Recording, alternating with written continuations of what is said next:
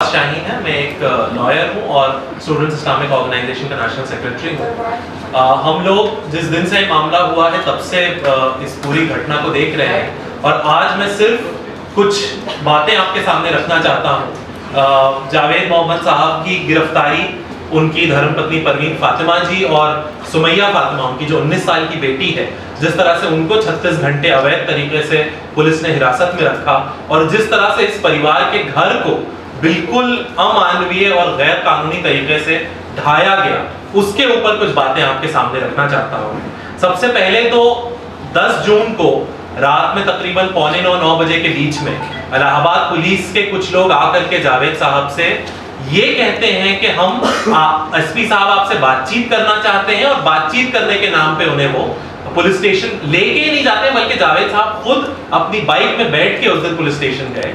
Family को कुछ नहीं बताया गया कि इनको हिरासत में लिया जा रहा है, डिटेन किया जा रहा है, किसी क्राइम के एलिगेशन में इनसे पूछताछ होनी है। बातचीत के नाम पर इनको ले जाया गया। और ये भी मैं आपको बता दूं कि अगले दिन जब तक कि एसपी ने वो प्रेस कॉन्फ्रेंस करके ये नहीं बता दिया था कि इस घटना के कनेक्शन में उनको पकड़ा गया है, तब तक 1-2 घंटे पहले तक भी इलाहाबाद पुलिस के कोई भी कर्मी उनसे जब सवाल पूछा जा रहा था तो वो ये एक्सेप्ट करने को भी तैयार नहीं थे कि जावेद साहब उनकी हिरासत में है। ये पूरी तरह से गैर कानूनी तरीका है और ये दर्शाता है कि पुलिस का जो नियत थी वो शुरू से साफ नहीं थी। उसके बाद आप देखिए उसी रात 10 जुमे के दिन रात को तकरीबन 12 बजे 10 जून की रात पुलिस के कुछ लोग आते हैं और परवीन फातिमा जी और उनकी बेटी सुमैया से कहते हैं कि आप अपना मोबाइल फोन लेके हमारे साथ चलिए। उनको भी या वहां घर पे मौजूद जो बाकी परिवार वाले थे उनको भी कुछ नहीं बताया जाता है कि इनको क्यों ले जाया जा रहा है, क्या बात करनी है, कहां ले जाया जा रहा है। और अगले दिन तकरीबन 5-6 बजे तक ये पता भी नहीं था, सिर्फ अफवाहें उड़ रही थी कि फला थाने में है या फला थाने में है, कहां रखा गया है, किस वजह से बुलाया गया है, ऐसी कोई सूचना नहीं दी गई। और 36 घंटे तक तकरीबन 1.5 दिन तक उनको बिना किसी वजह के डिटेन करके रखा गया। और जब उनको 24 घंटे पूरे हो रहे थे, जब ये लग रहा था कि कानून के हिसाब से 24 घंटे से ज्यादा जब पुलिस किसी को रखती है तो मैजिस्ट्रेट के सामने प्रेजेंट करना पड़ता है, वो मैजिस्ट्रेट के सामने उनको कभी प्रेजेंट नहीं किया गया। और जब वो 24 घंटे का वक्त करीब आ रहा था और घर वाले परेशान होके थाने में फोन कर रहे थे, पुलिस वालों को फोन कर रहे थे, कई इलाहाबाद के जो शहर के बड़े लोग हैं, जो असरदार लोग हैं, वो थाने जा करके उनसे छुड़ाने की मांग कर रहे थे, तो पुलिस वाले घर वालों से ये कह रहे थे कि पहले तुम अपना घर खाली करो, उसके बाद हम तुम्हारी मां और बेटी को छोड़ेंगे। उसी दिन फ्राइडे को 10 जून की रात में जब उनके पिता को ले गए, उनकी मां और बहन को ले गए, तो रात को 2 बजे के आसपास इलाहाबाद पुलिस का एक और दल आया आफरीन फातिमा के घर पे। और आफरीन फातिमा और उस घर में जो और महिला और बच्चे मौजूद थे, पहले उनको अपने साथ ले जाने की बात की। जब उन्होंने प्रोटेस्ट किया कि नहीं, आप सनसेट के बाद बिना मैजिस्ट्रेट के ऑर्डर के किसी महिला को गिरफ्तार नहीं कर सकते हैं, हिरासत में नहीं ले सकते हैं, जब उन्होंने उनके सामने कानून की तर्क रखे, तब पुलिस वालों ने कहा तो कम से कम तो अपना घर खाली करो, हम इस पर सील लगाएंगे। इसका कोई नोटिस उनको नहीं दिया गया, कोई वजह नहीं बताई गई। आप ये तसव्वुर कीजिए कि रात में 2 बजे आपके घर पे पुलिस आए, आपको कोई वजह ना बताए, आपको कोई कागज ना दिखाए और आपसे कहे हम तुम्हें गिरफ्तार करना चाहते, हम तुमको अपने साथ ले जाना चाहते हैं। आप मना करें तो आपसे कहें कि घर खाली करो, नहीं तो हम इसको बाहर से सील लगा देंगे। ये पूरी चीज जो है वो अगले 1.5 दिन तक चलती रही।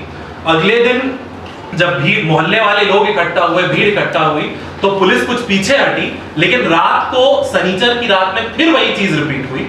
पूरे दिन प्रशासन से बातचीत में प्रशासन के लोग ये कहते रहे कि कोई अवैध कार्रवाई नहीं होगी, अगर डिमोलिशन की कोई बात है तो वो प्रोसीजर से होगी, उसका प्रोसेस फॉलो किया जाएगा और आपको कोई घबराने की जरूरत नहीं है, ये सब बातें करते रहे। लेकिन रात में 11 बजे के करीब जब घर में फिर से, क्योंकि घर के आपने जो पिता है उनको गिरफ्तार कर लिया था, मां और बहन तब भी पुलिस की हिरासत में थे, उनकी कोई खबर नहीं थी और घर पे सिर्फ कुछ महिलाएं मौजूद थी। उस वक्त पुलिस ने आके ये कहा कि आप जो है अपने घर को आप खाली कीजिए और इसमें डिमोलिशन का ऑर्डर आ चुका है, और एक नोटिस घर के ऊपर चिपका के वो चले गए। उस नोटिस की कहानी मैं आपको बताना चाहता हूं। वो नोटिस एलिजिडली वो प्रोसेस है जो कि इलाहाबाद के प्रशासन ने फॉलो किया। डिमोलिशन का नोटिस था जो ये कह रहा था कि 1 महीना पहले 9 मई को कोई नोटिस दिया गया था परिवार को कि उनके कुछ प्रोविजंस नहीं फॉलो किए गए हैं लोकल एक्ट के उनके घर को बनाने में, इसलिए उनको उसका जवाब देना होगा। फिर उसमें कहा गया कि 24 मई को उनके घर के ऊपर एक सुनवाई हुई और एक ऑर्डर पास हुआ और 9 जून को उनको घर खाली करने के लिए कहा गया। लेकिन अगर ये पूरी प्रोसेस हुई होती तो एक बुनियादी सवाल ये बनता है, पहली बात तो फैमिली के पास ऐसा कोई नोटिस आया नहीं था, लेकिन अगर आप फैमिली की बात पर यकीन नहीं भी करना चाहते, अगर इतना लंबा लीगल प्रोसेस हुआ होता तो एक बुनियादी बात तो सामने आती कि घर किसके नाम था, उसका मालिकाना हक किसके पास था। वो नोटिस आया था जावेद मोहम्मद साहब के नाम में, जबकि घर जो है वो आफरीन फातिमा की जो वालदा है, उनकी जो अम्मी है, उनके नाम है, बल्कि उनकी भी पुश्तैनी प्रॉपर्टी है। घर उनके नाम है, जमीन उनके नाम है और इलाहाबाद प्रशासन का यह कहना है कि पूरी कार्रवाई उन्होंने 1-1.5 महीने की और ये बेसिक बात भी उनके सामने नहीं है। उसके बाद आप और बदमाशी देखिए उस नोटिस के अंदर कि वो नोटिस था 10 जून का, जो कि फ्राइडे का नोटिस था, लेकिन 11 जून की रात को बिल्कुल 11 बजे के करीब उसको आकर घर के ऊपर लगाया गया। इसकी वजह भी साफ है बैकडेटेड नोटिस लगाने की, क्योंकि अगर वो फ्राइडे की रात में ये नोटिस लगाते तो जाहिर सी बात है कि परिवार वाले कोर्ट जाते, नोटिस को चैलेंज करते और जो उसके अंदर इलीगैलिटीज हैं, क्योंकि वो जो ऑर्डर की बात कर रहे हैं, जो प्रीवियस नोटिस की बात कर रहे हैं, उसका कोई एविडेंस, कोई कॉपी उन्होंने नहीं दिया है। अगर वो जाते तो ये जो बुनियादी किस्म के उसमें फ्लॉज और एरर्स थे वो सामने आ जाते, वो सामने ना आए, इसलिए सैटरडे की रात में चिपकाया गया ताकि संडे कोर्ट बंद होता है, कोई कार्रवाई ना हो सके और बिना किसी कोर्ट के सुपरविजन या सवाल के इस घर को ढा दिया जाए। ये पूरी जो कार्रवाई गिरफ्तारी और हिरासत में लेने से लेके डिमोलिशन के लिए जो प्रक्रिया उन्होंने इस्तेमाल की, वो साफ कर देता है कि इलाहाबाद पुलिस और प्रशासन की कभी भी नीयत साफ नहीं थी, वो कानूनी तरीके से चले ही नहीं। और साथ में हमको ये भी सोचना होगा, प्रोसीजर की इस केस में बहुत बात हो चुकी है, प्रोसीजर कोई हंसी मजाक के लिए नहीं बनाया गया है या कोई कागज भरने के लिए नहीं बनाया गया है। ये प्रोसीजर इसलिए बनाए गए हैं ताकि पुलिस और प्रशासन अपने पावर का गलत इस्तेमाल करके ऐसे जुल्म ना कर सके।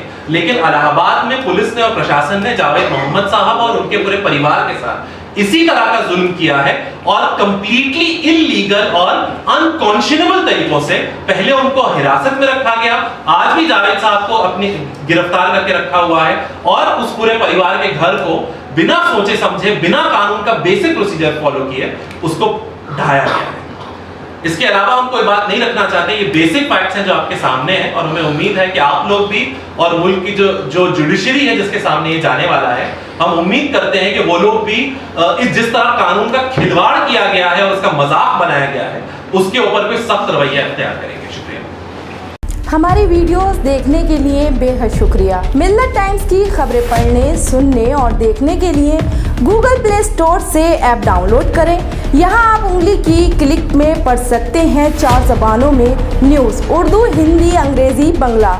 आप ऐप पर मिल्लत टाइम्स की वीडियोस भी देख सकते हैं। अगर आप YouTube पर देख रहे हैं तो रेड बटन को दबाकर चैनल को सब्सक्राइब करें और बेल आइकन ज़रूर दबाएं। फेसबुक पर देख रहे हैं तो पेज को लाइक और फॉलो ज़रूर करें। ट्विटर और इंस्टाग्राम पर भी मिल्लत टाइम्स को फॉलो करें। मिल्लत टाइम्स की स्टोरीज हासिल करने के लिए टेलीग्राम और व्हाट्सएप पर बराह रास्त हमारे साथ जुड़ सकते हैं। हमारे काम से आप मुतमईन हैं तो इसे जारी रखने और मजबूत बनाने के लिए हमें सपोर्ट करें।